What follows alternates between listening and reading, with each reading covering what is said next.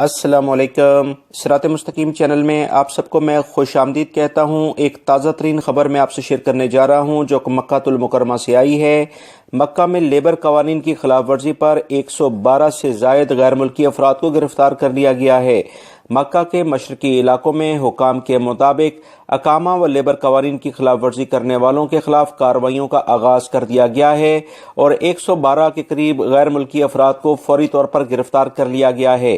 تازہ ترین خبریں جاننے کے لیے میرے چینل کو لازمی سبسکرائیب کریں اور بیل بٹن پریس کر لیگا تاکہ میری تمام ویڈیوز آپ کو فوری طور پر ملتی رہیں۔ تفصیلات مزید یہ آئی ہیں کہ 3 مختلف علاقوں میں چھاپوں کے دوران گرفتار ہونے والوں کا تعلق مختلف ممالک سے ہے۔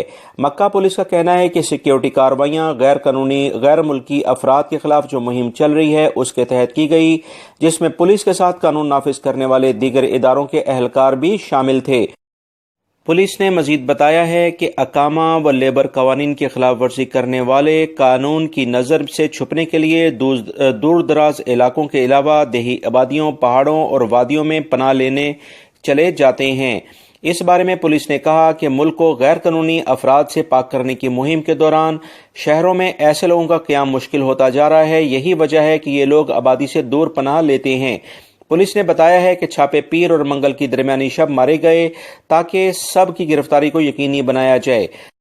مزید پولیس کے ترجمان نے کہا ہے کہ گرفتار شدگان کا شرائع جارانہ اور غنم تھانوں میں اندراج کرا دیا گیا ہے اور ابتدائی کارروائی کے بعد انہیں شمیسی جیل بھیج دیا جائے گا۔